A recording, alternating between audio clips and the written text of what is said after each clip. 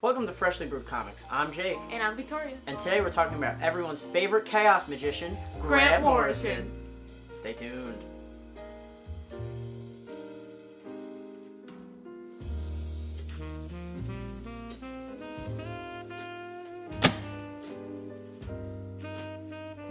Grant Morrison is a comic book writer from Scotland who's been writing comics for like 40 years, since like the early 80s. He's most known for works like Batman Arkham Asylum, The Invisibles we mentioned in our Vertigo episode. Along with Grant Morrison's Animal Man. Along with Animal Man. Those are two very important Grant Morrison works that we're not going to talk about today because we talked about them pretty in depth in that episode. So check those out. Go check it out. Disclaimer for those at home. I have only read a few things by Grant Morrison, including his Batman run and Flex MENTALLO. So this is going to be mainly informational for me as it is for you guys. So if it looks like Jake is talking this whole episode, it's because I do not know. And I am learning just like you guys are. So what's the first book that we're going to talk about? First book is a very, very, very important book in Grant Morrison's catalog, and that's JLA. It's JLA run with Howard Porter, mainly on art. This was really the first book to really take all of the A-listers at DC and put them all on a team. So he went, why not have Superman, Wonder Woman, Batman, The Flash, Green Lantern, all on a team together? Right.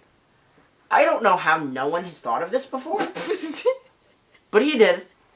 And this book is the reason why we have stuff like Bendis' Avengers, which is super influential for the MCU. Because without Bendis' Avengers, which was also one of the first... No, that's a lie.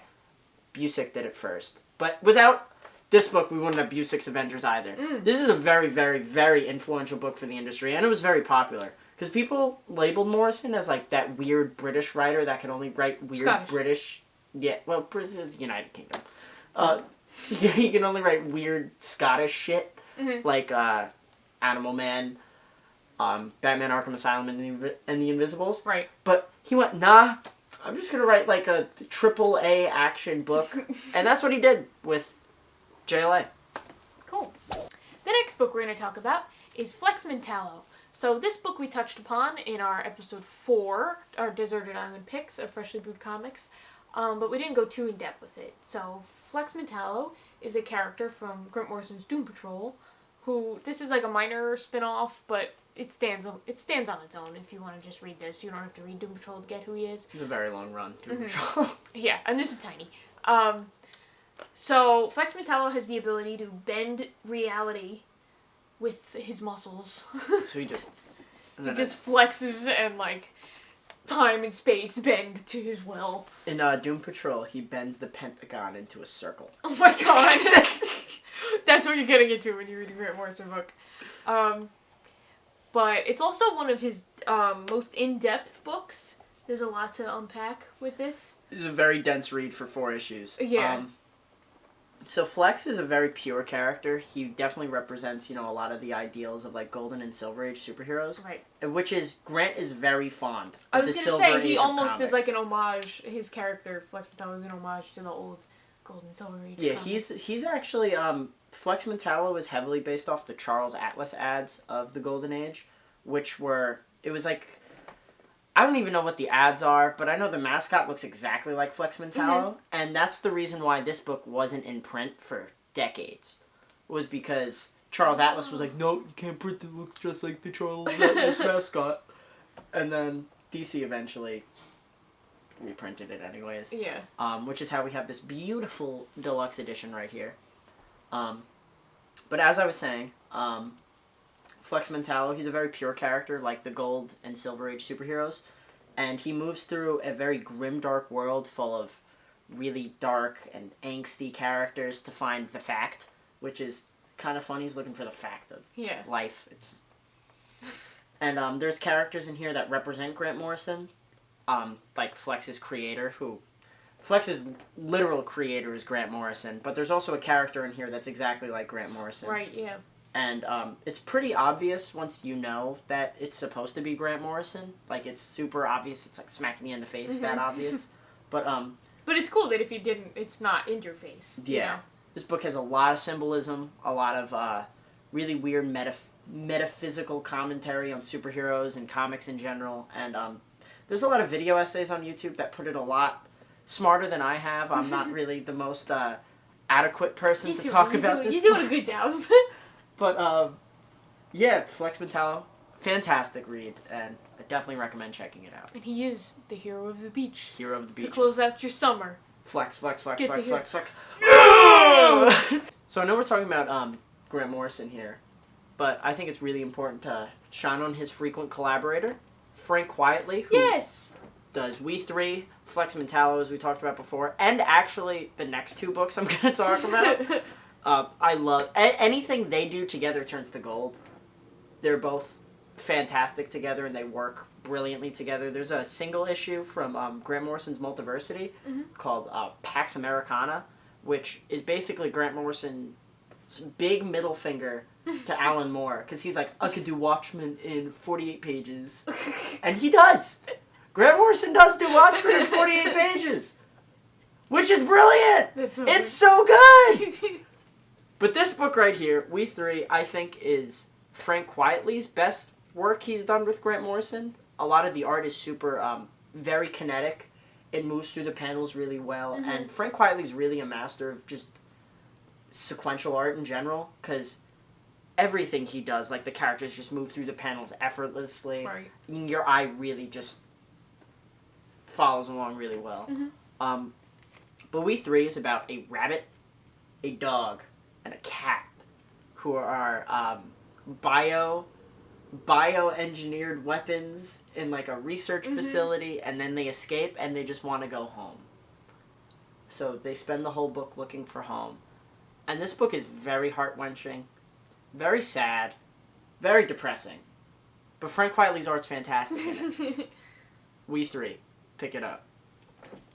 So our penultimate pick for our Grant Morrison episode is... Batman.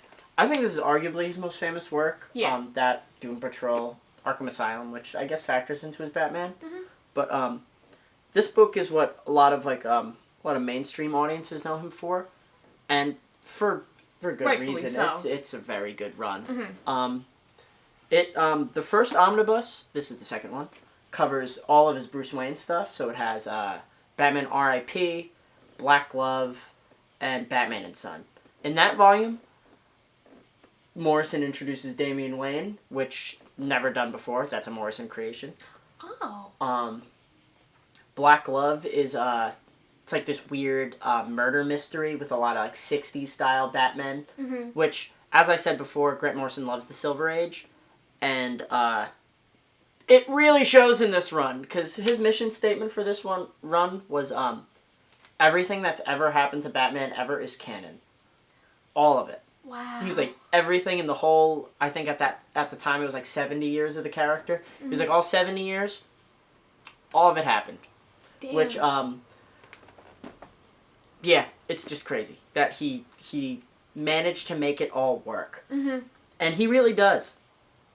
But my favorite part of the run is the part he did with Frank Quietly, which is his Batman and Robin, where Dick Grayson takes over as Batman. Oh, I love that stuff. That's and my Damian takes over as Robin, officially. And it's just so awesome, because the dynamic shifts completely. So you have a really grim, dark, and serious Robin, and then you kind of have loose and semi-goofy, goofball Batman, wisecracking Batman. And I love that. I love that he switches the dynamic, and he makes it completely different. There is a quote from Grant Morrison saying that if he could have done 10 years of Dick Batman stories, he could have, but you can't have Bruce Wayne not be Batman for that long. Right. He's Bruce Wayne. Where's he gonna be?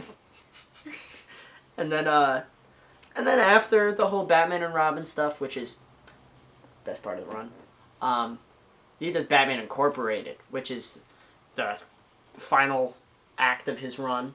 It's pretty good. I'm not the biggest fan of the Batman Incorporated stuff. I'm a bigger fan of the first two acts, because the first two acts of his run are really Morrison-y.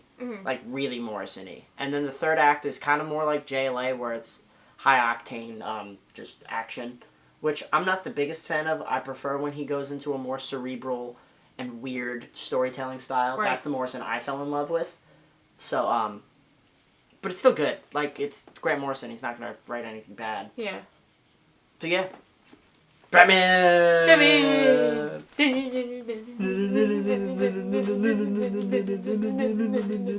Batman! Our final pick is Jake's favorite book of all time, All-Star Superman by Grant Morrison, with art by Frank Wiley. This book is very good. The end. That's it. This book not only encapsulates everything that makes Superman the greatest fictional character of all time, it encapsulates everything that makes superheroes amazing. Everything a superhero should be is shown in this book. Superman goes through time. Superman creates a galaxy. Superman fights other Supermen. And Superman builds a sun. He builds a sun! So this, like the star. Yeah, he I builds thought you a meant sun. like he built a child. No! So the plot of the book is that Superman finds out he has sun cancer. Oh no. So he saves this mission to the sun, and his cells get super overcharged with solar radiation, and he's dying. He's slowly dying. Mm-hmm. And he finds out from 2 time travelers before he dies, he's going to perform 12 feats. And these 12 feats are the plot of the book. So it's kind of like Hercules. Yeah, that's exactly what it is. This whole book mirrors the myth of Hercules. Oh, that's cool. Yeah, that's one of the many layers of this book. So throughout the course of the story, Superman, of course, does all 12 feats. Mm-hmm. And this Absolute Edition, actually, in the back, highlights the 12 feats, because it's not really overtly stated what the 12 feats are. Right. But this one says all of them. That's cool. Yeah, which I really appreciated. Because when I first read it, the first couple times I read it was in trade, and I was like, they do 12? I was like, he does like 8 at most. Yeah. But this book highlights it, and I'm like, oh, okay. You're like, there it is. There's the other 12. There's the other couple. But, fantastic. Oh my god, this is a book every single comic book reader should read. Because it's excellent. It has excellent art, excellent writing, excellent pacing, excellent coloring from Jamie Grant. And it's just all around fantastic. Excellent! Excellent! It's really good. All-Star Superman, the greatest comic book ever written. You could put money on that. Thanks so much for tuning in to this week's episode of Freshly Brewed Comics. The show where we drink coffee and talk about our favorite books. We'd appreciate your support if you like, comment, and or subscribe to our channel. And stay tuned for the next great episode of Freshly Brewed Comics.